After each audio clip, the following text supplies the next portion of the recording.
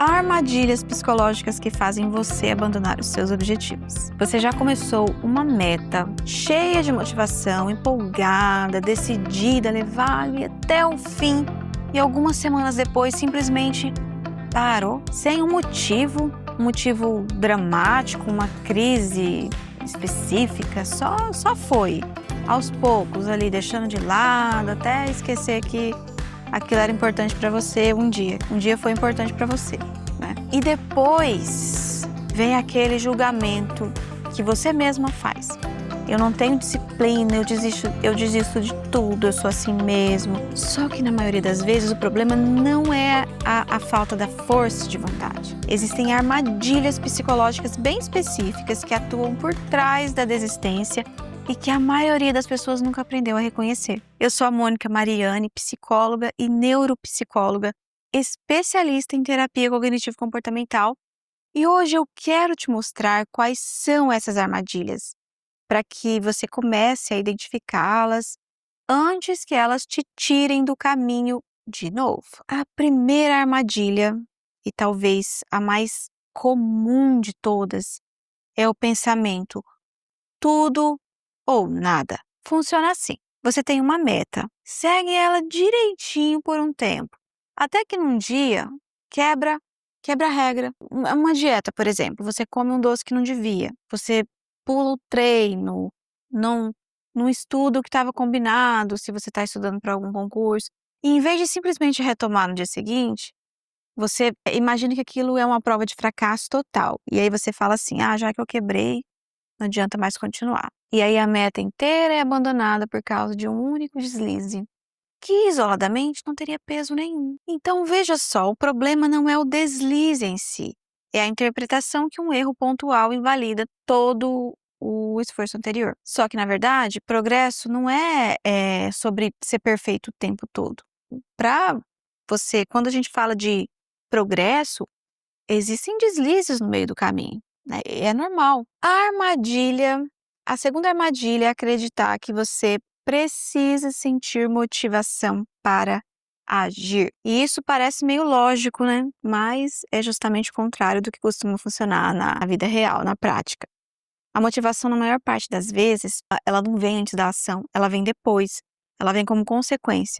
Você começa a se exercitar, mesmo sem vontade, e aí o próprio ato de você começar vai te dar uma sensação de motivação para continuar. Quando alguém espera sentir vontade para só então agir, ela entrega o controle da meta para uma emoção que é por natureza muito instável e imprevisível. Em dias difíceis, estressantes, a motivação simplesmente não vai aparecer. E aí, o que você vai fazer se você depende só da motivação? A terceira armadilha é quando você traça objetivos muito, muito grandes, amplos demais, muito distantes, fora da sua realidade. E o seu cérebro não consegue enxergar um progresso ali de verdade no seu dia a dia. Então, por exemplo, uma meta, quero mudar de vida, quero ser mais saudável, quero ser mais feliz. São metas inspiradoras, mas são metas muito vagas. Eu quero ser mais feliz, eu quero ser mais saudável. Tá, mas mais saudável em que ponto? Em que sentido? Porque envolve tanta coisa, o seu cérebro ele não sabe, não consegue perceber um avanço assim, geral. Ele vai perder o senso de recompensa que é sustentado a longo prazo, porque ele não consegue identificar o que ele tem que fazer, né? Se você fala assim: a minha meta é ser mais saudável. Ser mais saudável envolve uma infinidade de coisas. Então, para o seu cérebro entender o que ele precisa ter como meta, você tem que especificar essa meta. Então, é por isso que metas grandes, elas costumam ser abandonadas com muito mais facilidade. E não é porque a pessoa não quer alcançar essa meta, mas é porque na prática ela nunca teve como sentir que ela de fato estava chegando mais perto. Então, é muito mais interessante quando você divide essa meta em pequenos passos. Outra armadilha, a quarta armadilha, acontece quando você compara o seu ritmo com o ritmo de outras pessoas. Isso é bem sério. Geralmente pessoas que você só vê de fora, sem conhecer o processo, a história de vida delas, né? Você começa ali uma meta, avança no seu tempo e em algum momento se depara com alguém que parece estar muito mais adiantado do que você. E em vez de você considerar que essa pessoa pode estar numa fase diferente de vida, com recursos diferentes que os seus, com uma história diferente, a sua mente vai interpretar aquilo como prova de que você está fazendo errado ou de que você é mais lenta, não tem talento suficiente, não se dedica o suficiente. E essa comparação, ela gera uma desmotivação muito grande e que não tem relação nenhuma com o seu progresso real, o que está acontecendo ali de verdade. Ela nasce de um parâmetro externo, que não é um parâmetro justo, porque parte de informações incompletas sobre o progresso da outra pessoa, é só o que você vê, né? A quinta armadilha, ela é menos falada, mas ela é muito comum. O medo de que do que acontece se você conseguir alcançar o que você deseja. Parece até contraintuitivo, mas alcançar um objetivo importante costuma vir acompanhado de mudanças, de novas responsabilidades, novas expectativas.